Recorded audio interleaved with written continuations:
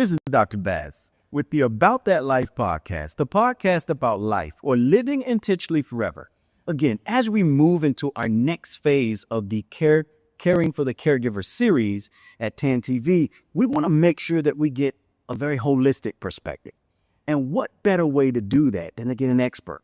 Someone who has been on both the front and behind the scenes with respect to caregiving. Today we have Dr. Patricia Adams, who is a marriage and family counseling expert. But now she takes those same skills and applies it to caregiving. So, Dr. Adams, how are you doing today? I'm doing extremely well. Thank you for having me today. I'm so glad to get this story out about what it means to be a dual caregiver. I'm caregiving for you, but now I'm also caregiving for my mom, who's 88 years old. Yes. Well, tell us a little, and I'd be remiss. I'm just so interested to get into this conversation. My co-director, co-host, Mr. Williams, let folks know a little bit about you. Well, hey. Hello, Dr. Adams. Good morning. My name is Derek Williams, and I'm the founder and owner of Group Innovation and Diversity Training Associates. I've been going for about 40 years. I don't do as much training as I used to, but I make myself available to the community. And it's a multidiscipline consulting, the training company focusing on cross-cultural awareness, organizational development, drug and alcohol abuse, all of those touchy-feely people areas that are so essential to our survival. And so I always let folks know I'm tickled brown to be here, okay? And if people don't quite understand that, it speaks specifically to the diversity of the world. And so I'm delighted to be a part of this process and looking forward to hearing about your role and some of the things you've done on both sides, as the doctor has pointed out. So again, another super trooper, and we're delighted to have you here. Thank you so much. So tell us the story. Tell us the story Oh, wow. of the role of what you are. I had to take a deep breath. That's all right. So I've been practicing for over 25 plus years.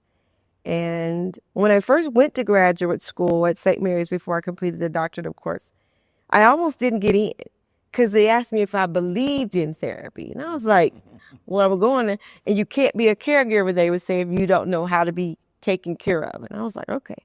So I went home and I thought about how the interview went. And I said, well, I've always been in therapy. For me, therapy is a formal process as well as an informal. I might call you up and say, hey, I really need some help today. And I'm calling you because I'm invested in getting that help, and I want you to help me as a friend, as a colleague. Yes. That's the informal therapy. Yes. The formal is 1-800, I need help yesterday.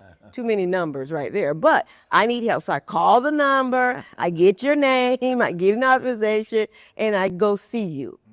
And so I went back to the second interview and I said, I've always been in therapy. I've had colleagues, friends, pastors, associates that were, when I was a little girl, I would ask questions. I wanted to know things. One of them would tell me, if you don't maintain eye contact with people, you're lying. Well, my dad and my mama never taught me that. So I started making eye contact, staring at people, now having an eyes and stuff when I was a little girl. And, so, okay, well, that was a good thing to learn very young, right? His name was Famous Byers. We'll get to him on another series. But Famous and I just adopted each other when I was very young, and he brought me from the age of 16 to 21. He was amazing. And then when Daddy died 10 years ago, I got this feeling that something still was missing. I'm talking about informal still. Jesus help me. So in my mind, I saw a picture of a man who came to the hospital with my 28-year-old veterinarian. She's a doctor now, praise the Lord. She's off the payroll. That's another story. But I saw him holding my daughter like she was worth a pot of gold. I saw as clearly as day. And I said, I'm going to find this man. Didn't know who he was, didn't know his name. All I knew was that he was at my church and he was on the hospital ministry. So I found him. And one day I was sitting with my husband, a big black Suburban we've had for a long time. And I called him up. And I said, this is who I am. This is why I'm calling. And by the way, would you like to meet with me? And he said, I'll meet with you tomorrow. Which he did, and we were friends for 6 years until he passed away. And when he died, his wife called. I was on my way over to the house, and she said, Rupert wants you to preach his funeral. And I did, in front of all those church people. and Max Lucado was sitting on the front row. There wasn't a dry eye in the house when I told the story how informal therapy has been a part of my life ever since I can remember. And Rupert is very dear to me. I love him. I see his wife all the time. And we just had a great time when Daddy died. So informal therapy is that process where I really believe I'm going to call you because I need you. And I need you to not treat me like it's formal. I got to call you. I got to wait for Tuesday to talk to you. If I need you like yesterday.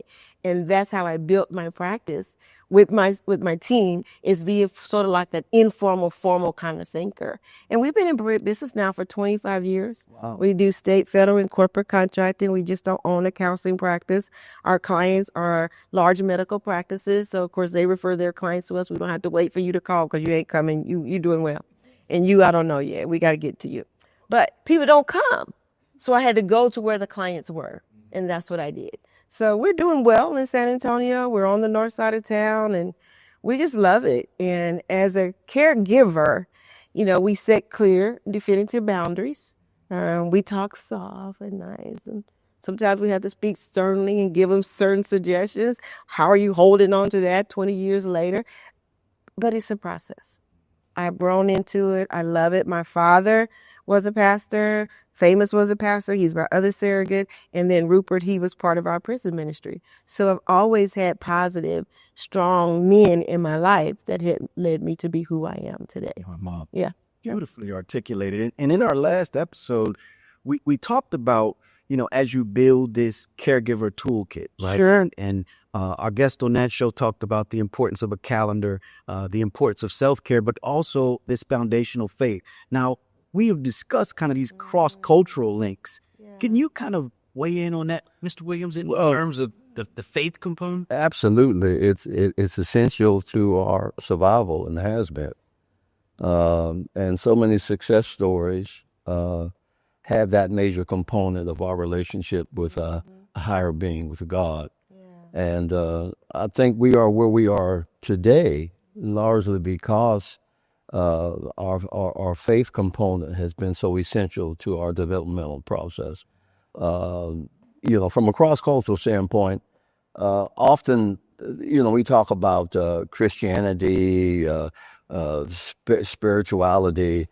I think the African American has best represented in this nation what total commitment looks like. We just simply would not have gotten to where we are today, no matter what your sway is. God has been, and a belief in a God and a supreme being has been essential to our whole survival process. And so it's inspirational to hear today in 2025, people remind us of the importance of a God relationship. And so I thank you for sharing that component. Thank you. Thank you. Yeah. No, see, he said something, and I want you to unpack this, because I know that for the past 6 months, you've shared that. Oh, my gosh. And I'm going to go ahead and go here, because he said something, total commitment. And I know how passionate you are about your practice and what you're able to do there. But how are you able to juxtapose that same passion to now, for the past 6 months, caring for your mother and imploring that total commitment? Yeah. Speak to that. So I went to go pick Mama up in August. We had made this decision. There are 5 of us. I'm a middle child. I'm a middle of 5. My husband's a middle of 7. So we had that middle child kind of finesse together. So I went to go pick Mama up at 4 o'clock in the morning. I was supposed to meet them in Columbus. She was coming from Beaumont. We had decided that she was be with us a month or 3 months, and then the next person. And when I got in the car and I left early to San Antonio to get to Columbus so I could sleep in the car for an hour before I was going to turn right back around and come back to San Antonio. And the Lord just said to me, faith is very important to me. This is the stupidest thing you've ever done in your life. I heard him clearly while I was sleeping. So when I woke up, I texted them and said, are y'all on the way? And then when they got there, so we didn't tell Mama nothing. I said, So then I said, we ain't doing this again. I made up my mind immediately right then. I'm not going to be traveling my mama around, getting up at 4 o'clock in the morning to go pick her up. I didn't say anything to anybody. I made up my mind right then, I'm not going to do this to myself. I'm not going to do this to Mama, because Mama was upset. She didn't understand everything. But she was like, well, nobody said anything. And I said, Mama, you coming to stay with us. You know, you're trying to explain it to her, and you have to be calm. You have to speak softly. You can't be. So when I got home, I started telling people, she's not coming back. Wow. Ooh, and that baby girl. Wow. We ain't gonna say nothing else about that. You know, there's one in every family. Like you said on the Lion King, but there's 2 or 3 in mine. She wrote this email like, everybody need to be involved. Everybody don't need to be involved. I can work at home.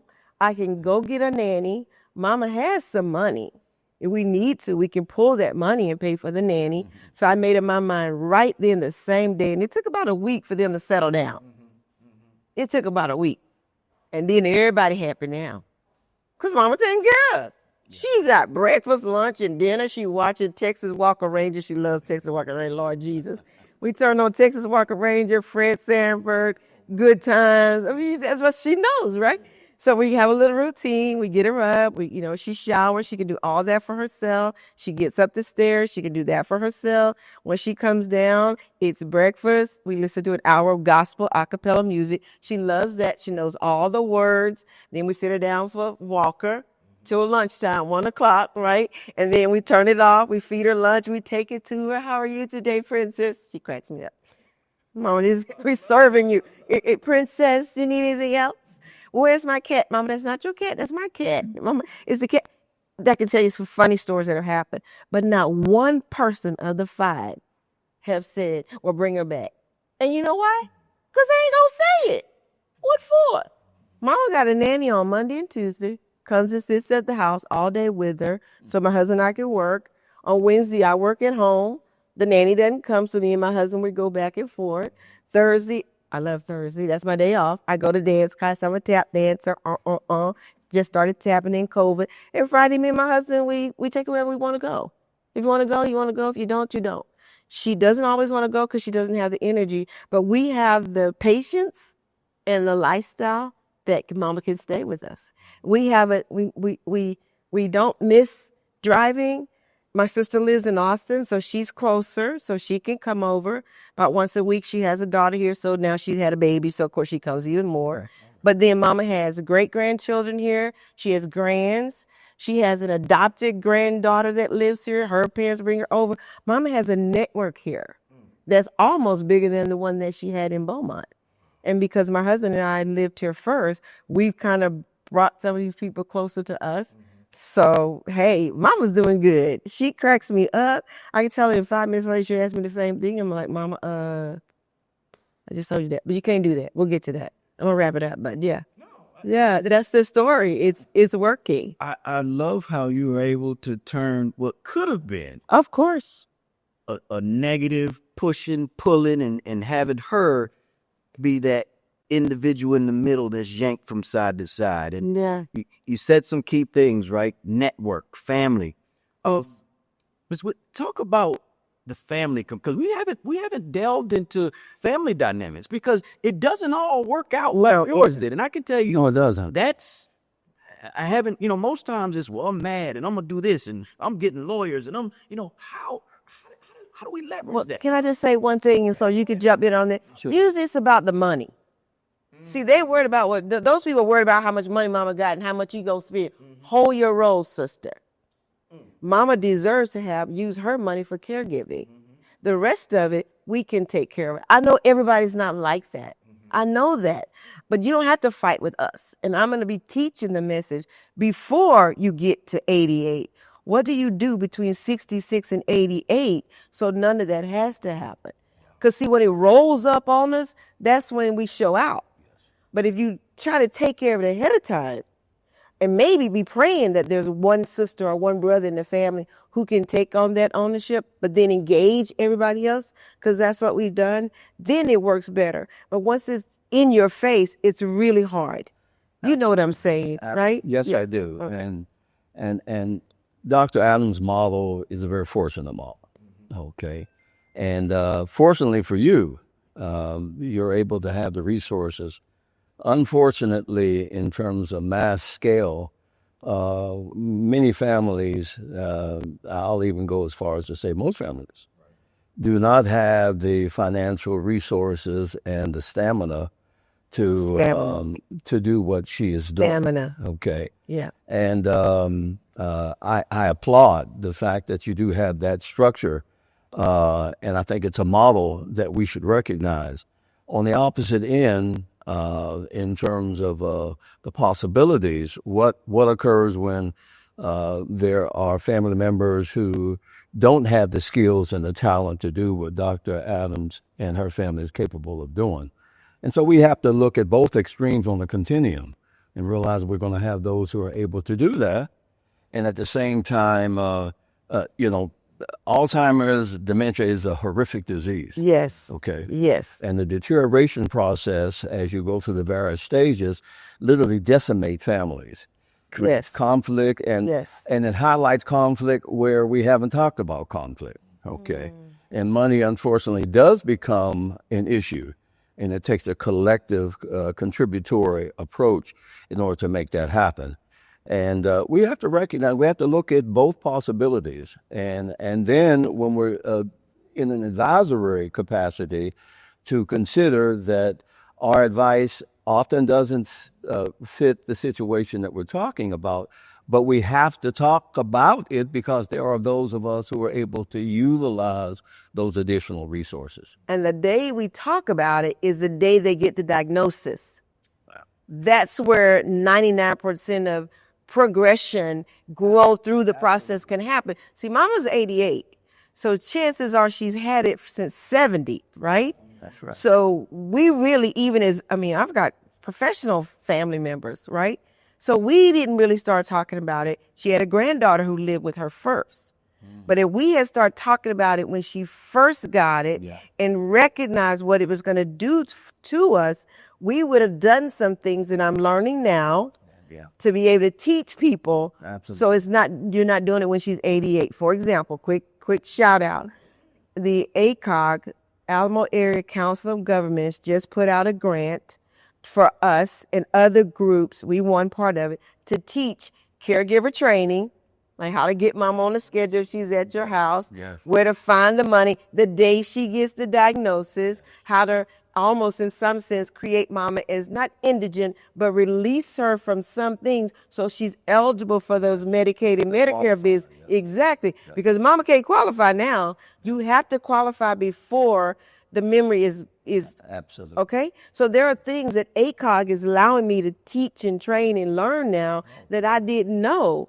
I have this grant for 1 year, and we started in October, just as a shameful plug. And now I've got a team that's helping me build it out to be able to reach our community. We called some churches yesterday. We called some the nursing homes the day before. So we have the funds to be able to teach these trainings. And it's not just how to take care of mama. It's really the nuances of, make mama indigent if you have to, be prepared. Work the system. Don't use up all the money she has at the end for that. So y'all want to live something, in the will, you have to do those things long before mama has lost her memory. Absolutely. The will has to be signed. And you have to decide which one's going to be the executor. Firstborn, that's what we call our oldest sister. She hates that. Firstborn, just so you know, I got it right. She is the executor. But then she was kind enough. Again, we are wired a little different. I understand that. She said, no, I want everybody's name on the will.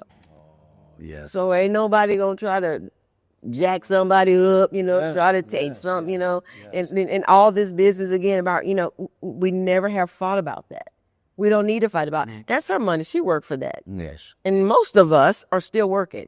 So come on now. Let's be adults. And that's who I want to talk to. If you can't be an adult and learn how to take care of mama or daddy, then I can't really help you. We have to be adults at this stage of the game, right?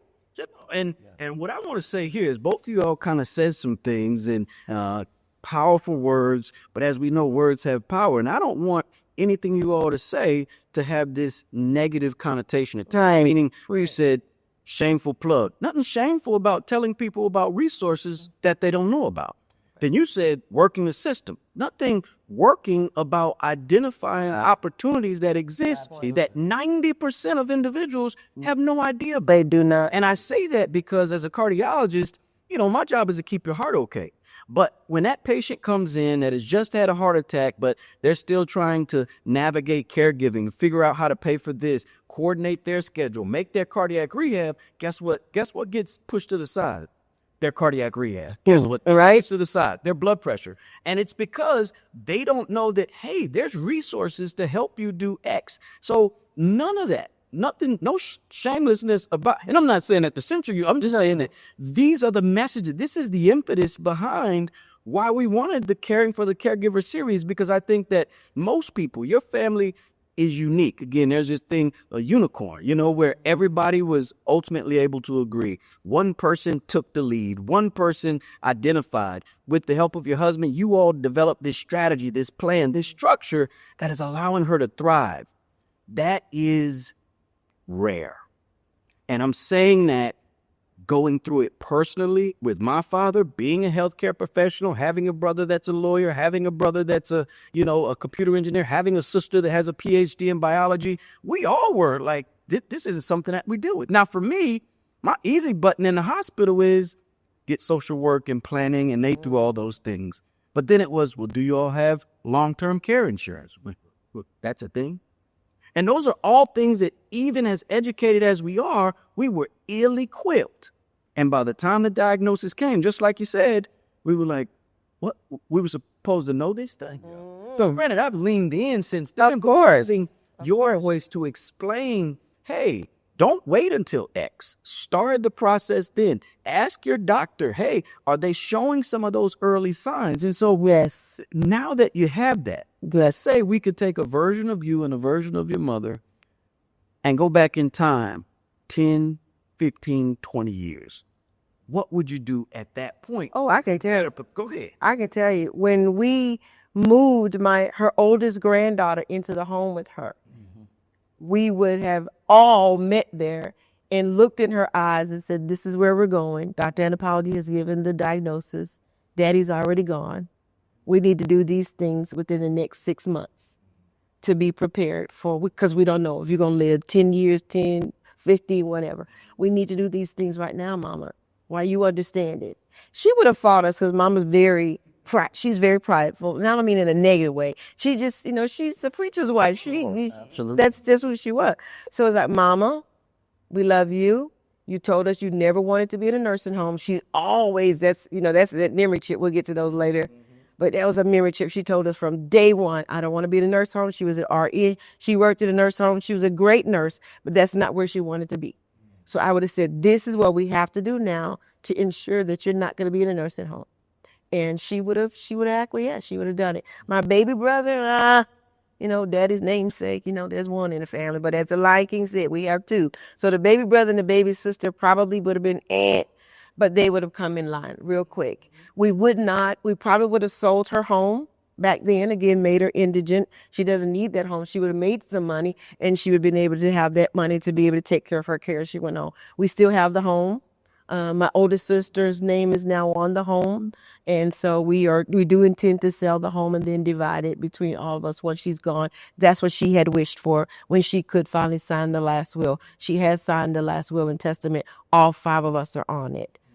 All her bank accounts have all our names on it, but we didn't take care of the medical stuff. We did not. She does have Medicare and something else. She's got all the supplements. We have that. And thank God my father worked for the Port of Miami for many years. So she's still getting the retirement and all that from him. So Mama's good. I know everybody doesn't have that, but I'm not going to just be talking to people who look and sound like me. My job is now to tell everybody, soon as they get the diagnosis, run, Forrest, run to the doctor's office, to the attorney, call a marriage and family therapist, and bring a mediator in to help you guys sit down and navigate these waters, because they're going to get rougher before they calm down.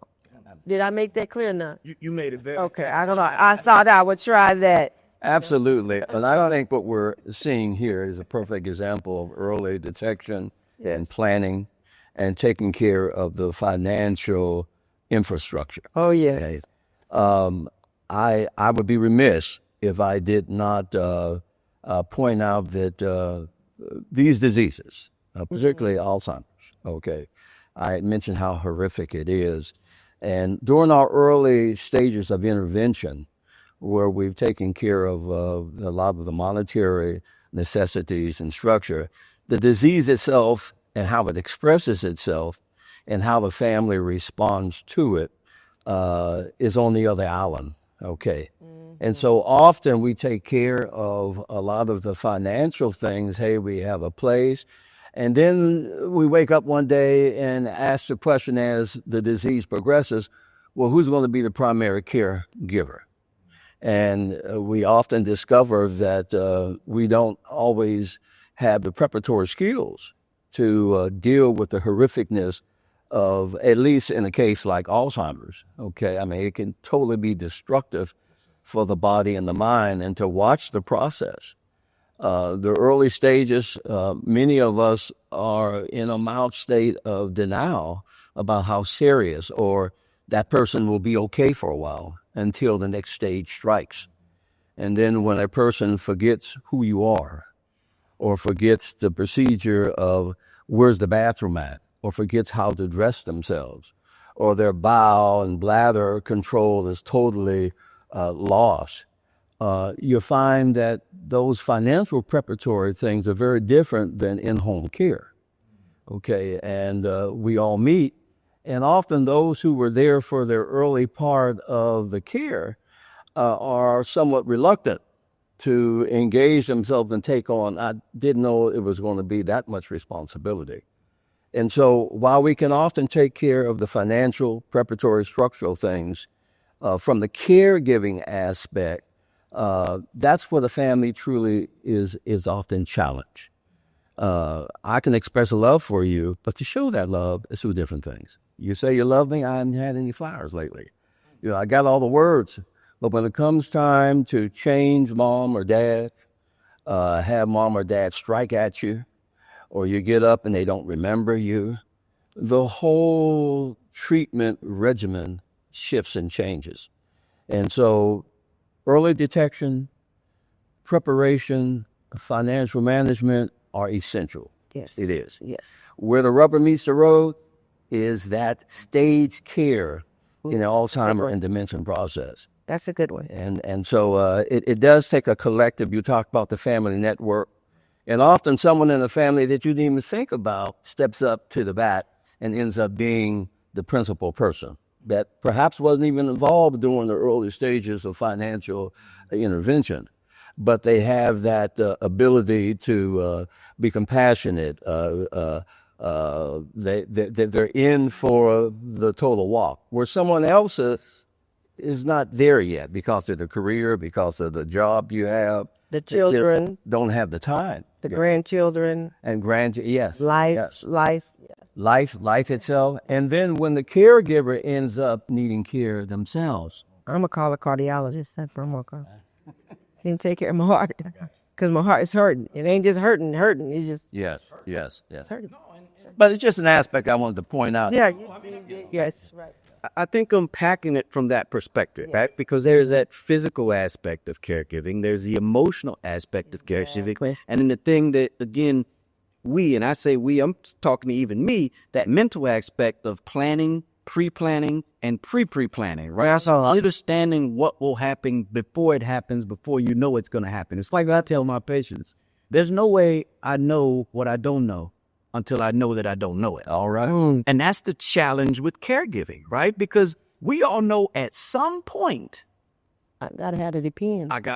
I wouldn't say that, but we say that You say, yeah. we all will be on that side of this. And have I done my due diligence to prepare my family, to help my kids, to create this structure and this pathway, which I think from a cultural standpoint, that foundation in faith is a double-edged sword. And I say that lovingly, right? Because God's got it all under control. He certainly does, but he also gives us the wherewithal to prepare. God will take care of it. He certainly will, but you still got to do your part, right? And so as we, unfortunately, I wish we could keep this ship flying. As we come to land this plane, what are some key strategies that you could give folks that are in that planning stage or in it themselves, or know that at some point this is going to be me? What are some key strategy? Well, first of all, I'm going to call you and get some pre-planning stuff locked down as far as the training is concerned. Because again, 22 years ago, we should have done that. Where I am right now is we're already looking at the end stage. So the nanny comes on Monday and Tuesday. She's there. We've already got things laid out. We've got the walker now so she can sit down when we go out. We know it's important to keep her on a routine. We know it's important not to say the same. You said that 5 minutes ago. There's a way to just say, yes, the dog is a girl and the cat is a boy. And no, they're not. You don't say they're not your pet. She thinks they're her pets now. We're going to leave you here for 5 minutes while we go take a walk. Here's the beep, beep, beep. So in case something happens, we're just going to take the dog and cover. It's just a culture of knowing how to address your needs and her needs at the same time. I would also ask the caregivers to make sure you take some time off for yourself. So you heard me say I go dancing every Thursday. Wow. I do tap and love that. My husband, he goes out on Thursday afternoon because he's been with her while I was gone. You just kind of find the shift to make it work. The next conversation I want to have with you, though, is to ask, well, how do we help the caregivers, staff members, know how to manage mama? Because she calling all the time, saying she don't remember when she went to the doctor. And the doctor and the staff is like, if Mr. Campbell call me one more time on the screen, it's true. So I'm talking to some clinics, they want to know, what do we do when they just happen to that's the one number they remember because they called their doctor's office. So how does the caregiver team respond to those calls? And who in the family is going to be the one to manage the fact that maybe we need to take mama's cell phone right now? Most people don't have phones in their homes anymore. So I want her to have a phone she needs to dial 911. After a while, she won't remember 911. You need to just be really practical in that. So I would just say those things. Let them do what they can do until they can't. I mean, she does bathe herself and toilet herself. She does all that. I don't have to do any of that right now, right? And I can put her clothes out and say, you get to choose, but I stopped that because she's like, well, no, Mama, this one looks really pretty on you. You should wear that today. Okay. Yes, she does. She doesn't like a lot of buttons. So we learned that. And then she was so funny the other day. I have to tell y'all this. She came down the stairs and the dress was on backwards. And I heard myself in a half a second, stop. I said, no, she got the dress on. She zipped it up. What difference does it make? And I said, Rosa, let's just tear the tag off so that she can wear it backwards. Because I don't want to take everything away from her. She loves color. And they sent her a bunch of stuff she can't wear anymore because she's real tiny. So get her some clothes that fit, kind of things, so she doesn't, so you don't feel awkward with her. There's just things. It's just every day there's something new, different, and I'm going to learn. But at the end of the day, when she's gone to Jesus, she's going to heaven, when she goes where she's going, I want her to know, well done. That's all I care about right now. Okay. That's all I care about. I know these things are going to happen. I know it's going to get bad. I know we need to tell people it's going to get bad. But at the end of the day, this little bit of time, come on now, help me somebody, from 70 to 88 is only 18 years. I am 62 years old. She has been my mother for 62 years. All right. If I can't give her the best of what I can in this little bit of time, and if you still got issues with your mama and you 62, call me, 210-447-7373, because this is a season for your growth, not for hers. This season is for your growth. This is what my mother, she can hardly remember, but she does say thank you. And she does say, if it wasn't for my children, where would I be? And I remind her all the time. You're right, Mama. Guess I'm right here fucking. And she just laughs. I don't know if she remembers it or not, but I tell her, you're right, Mama. We're just honoring what you asked us to do. When I left home at 18, we already knew Mama didn't want to be in a nursing home. We knew that. So listen, if you have issues with your parents, call us again, 210-447-7373. All right. We'll try to help you out. Oh, I'm sure you're going to do more than try. And we'll help them get to a place where they have equanimity, hope, and happiness with end-of-life care. Right. I wish we had more time. So this has led us into probably a a part 3, part 4, part 5, part 6, because, balancing that digital divide. When do we, leverage electronics in this setting? How do you deal with the issues that you have? That's where they come in. Call her if you need it. But all those things impact how well we can take care of our family, our network, and definitely the person that you're caring for moving forward. So I applaud you for the structure that you've provided, for the sacrifice that you made, because I can see it in your eyes that what you're doing is, you want to, there's a labor of love, but then there is this obligatory push that's driving you to continue, and not only just caring for your mama, the strategy that you've employed, kind of bringing on what you said, those other organizations and groups to really empower your organization to reach beyond, is truly the determination of what a movement is. Not a moment in time. It is truly a movement to reach back, lift up, and help others. Thank you so much. No problem. No, thank you. As I mentioned, this is Dr. Vats with the About That Life podcast. This episode has been one that has not only provided you with a roadmap, but more or less the timeline of understanding the evolving space, the evolving landscape that occurs in caregiving. Whether you are early in that timeline, mid-phase, or at the back end, take a good look at you. Understand the limitations that you had and really try to build it out through community, through your network, involving all those around you who we call family.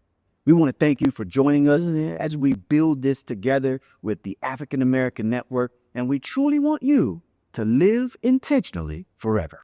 And I got troubles and sorrows, but I wait till tomorrow.